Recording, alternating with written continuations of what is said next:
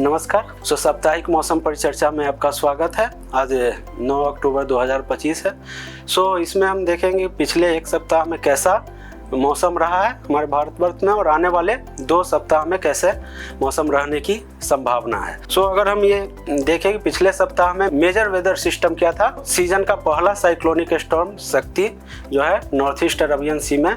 बना है 3 से 6 अक्टूबर के बीच में। जो लास्ट वीक का डिप्रेशन था नॉर्थ ईस्ट में वो इंटेंसिफाई हुआ और डीप डिप्रेशन में तब्दील हुआ 2 अक्टूबर के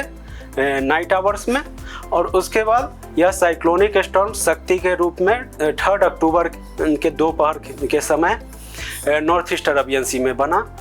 इसके बाद यह फर्दर इंटेंसिफाई हुआ और यह सीवियर साइक्लोनिक स्टॉर्म के रूप में 4 अक्टूबर के सुबह के समय में नॉर्थ ईस्ट अरबियन सी में ही सीवियर साइक्लोनिक स्टॉर्म बना। और उसके बाद यह फिर वीक हुआ साइक्लोनिक स्टॉर्म के रूप में 6 अक्टूबर के सुबह में वेस्ट सेंट्रल और उससे सटे नॉर्थ वेस्ट अरबियन सी में, और फिर धीरे धीरे और वीक हुआ, डीप डिप्रेशन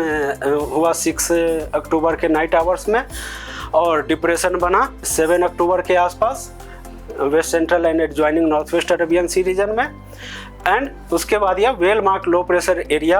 के रूप में जो है 7 अक्टूबर के शाम से वेस्ट सेंट्रल अरबियन सी में अभी भी परसिस्ट कर रहा है। लेकिन इस साइक्लोनिक स्टॉर्म के कारण हमारे भारतवर्ष में कोई मेजर वेदर इम्पैक्ट नहीं देखने को मिला है। लेकिन अगर हम दूसरे लो प्रेशर सिस्टम देखें जो कि लास्ट वीक में एक डीप डिप्रेशन था वेस्ट सेंट्रल और उससे सटे north west bay of Bengal में, 2 अक्टूबर को एज ए डीप डिप्रेशन जो है उड़ीसा कोस्ट को क्रॉस किया शाम में लगभग गोपालपुर के आसपास, और गोपालपुर में उस समय मैक्सिमम जो विंड स्पीड है वो गस्टिनेस में जो है 73 किलोमीटर पर आवर की रफ्तार से देखने को मिली, और 3 मिनट का अगर हम एवरेज मैक्सिमम सस्टेन्ड विंड देखें तो 48 किलोमीटर पर आवर था वो 2 अक्टूबर के इवनिंग आवर में जिस समय यह डीप डिप्रेशन क्रॉस किया। इसके बाद यह नॉर्थ वेस्ट डायरेक्शन में बढ़ा और उसके बाद यह वीक हुआ और डिप्रेशन बन गया 3 अक्टूबर के मॉर्निंग आवर में ये उड़ीसा के ऊपर, और उसके बाद फिर यह और वीक हो करके well mark low pressure area के रूप में 3 अक्टूबर के ही शाम के समय में नॉर्थ छत्तीसगढ़ के आसपास बना, और फिर यह जो है उत्तर पूर्व की ओर बढ़ा और लो प्रेशर एरिया के रूप में जो है उत्तरी बिहार और उसके आसपास के क्षेत्र में 5 अक्टूबर के सुबह के समय में बना, और उसी दिन जो है दोपहर के आसपास में यह लेस मार्क हो गया। लेकिन यह सिस्टम के कारण जो है अत्यंत भारी वर्षा जो है कुछ प्लेस पे जो है देखने को मिली है, जैसे झारखंड में 2 अक्टूबर को, उड़ीसा में 3 अक्टूबर को। एक्सेप्शनली हैवी रेनफॉल भी बिहार में 4 और 5 अक्टूबर को कुछ स्थानों पे दर्ज हुई है, और सब हिमालयन वेस्ट बंगाल और सिक्किम में भी 5 अक्टूबर को कुछ स्थानों पे एक्सेप्शनली हैवी रेनफॉल दर्ज हुई है, और इसके कारण फ्लैश फ्लड बिहार में देखने को मिला, और सब हिमालयन वेस्ट बंगाल में भी कुछ स्थानों पे लैंडस्लाइड की घटना हुई। इसके अलावा 2 पश्चिमी विक्षोभ भी इस सप्ताह में सक्रिय था, और इसके कारण भी भारी से बहुत भारी वर्षा कुछ स्थानों पे राजस्थान में 4 से 7 अक्टूबर के बीच में, हिमाचल प्रदेश में 8 अक्टूबर को, और भारी वर्षा जम्मू कश्मीर हरियाणा में 7 अक्टूबर को, पंजाब में 8 अक्टूबर को, और उत्तर प्रदेश में 7 और 8 अक्टूबर को दर्ज हुई। इसके अलावा जो है हाई रीच जो है नॉर्थ वेस्ट का, वहाँ पे भी जो है स्नोफॉल भी दर्ज हुई है, और कुछ स्थानों पे हेल स्टॉर्म भी, ओलावृष्टि भी दर्ज हुई है, जैसे जम्मू में 5 अक्टूबर को, वेस्ट राजस्थान में 6 अक्टूबर को, और वेस्ट उत्तर प्रदेश में 7 अक्टूबर को। अगर हम मानसून विड्रॉल की बात करें, इस सप्ताह में मानसून कोई विड्रॉ नहीं हुआ है, क्योंकि इन सब जो सिस्टम थे इसके कारण रेनफॉल एक्टिविटी होती रही है। और अगर हम साप्ताहिक रेनफॉल देखें 2 से 8 अक्टूबर के बीच में, तो पूरे भारतवर्ष में यह सामान्य से 64% अधिक वर्षा हुई है, और केवल अगर हम साउथ पेनिनसुलर इंडिया को छोड़ दें तो बाद बाकी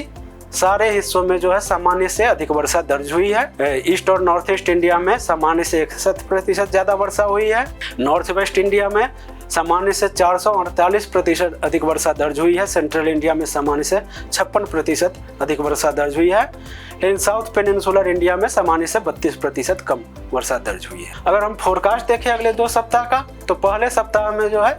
हमारे दक्षिण प्रायद्वीपीय भारत में जो है रेनफॉल एक्टिविटी बढ़ने की संभावना है, और कुछ दिन हेवी रेनफॉल भी कुछ स्थानों पे हो सकती है। और विड्रॉल जो मानसून का विड्रॉल है इसके लिए भी कंडीशंस फेवरेबल बन रहा है। आने वाले 24 घंटे के अंदर जो है यह विड्रॉल कुछ गुजरात के कुछ भागों से, मध्य प्रदेश और उत्तर प्रदेश के कुछ भागों से और महाराष्ट्र के भी कुछ भागों से हो जाएगा। और उसके अगले 2-3 दिनों में बिहार, झारखंड, गंगीय पश्चिम बंगाल और उड़ीसा के भी कुछ भागों से इसकी विड्रॉल, मानसून की विड्रॉल होने की संभावना है। अगर हम दूसरे सप्ताह की बात करें तो दूसरे सप्ताह में भी रेनफॉल एक्टिविटी जो है मेनली दक्षिणी प्रायद्वीपीय भारत में ही ज़्यादा रहने की संभावना है, और अदर जो दूसरे हिस्से हैं भारत के वहाँ सामान्य से कम वर्षा होने की संभावना है। और मानसून जो है और ज़्यादा विड्रॉल, ज़्यादा से ज़्यादा हिस्सों को जो है से विड्रॉल कर जाएगा दूसरे वीक में, और नॉर्थ ईस्ट मानसून के जो है शुरू होने की संभावना है दक्षिणी प्रायद्वीपीय भारत में। अगर हम साइक्लोजेनेसिस का फोरकास्ट देखें तो कोई साइक्लोजेनेसिस की संभावना अगले 2 सप्ताह में नहीं है, लेकिन एक अपर एयर साइक्लोनिक सर्कुलेशन जो है south west bay of Bengal में डेवलप हो सकता है मिडिल ऑफ द वीक 1। यही आगे बढ़ करके एक लो प्रेशर सिस्टम के रूप में साउथ ईस्ट अरबियन सी में फर्स्ट हाफ जो है सेकेंड वीक का, उसमें लो प्रेशर एरिया के रूप में इसके तब्दील होने की संभावना है। दूसरा एक लो प्रेशर सिस्टम जो है वो साउथ बे ऑफ बंगाल में मिडिल ऑफ सेकेंड वीक में जो है बनने की संभावना है, और यह जो है west north west ward move करके और ज़्यादा जो है वेर मोर मार्क्ड होने की इसकी south west bay of Bengal में होने की संभावना है वीक 2 के अंत में। सो आज के लिए बस इतना ही, धन्यवाद।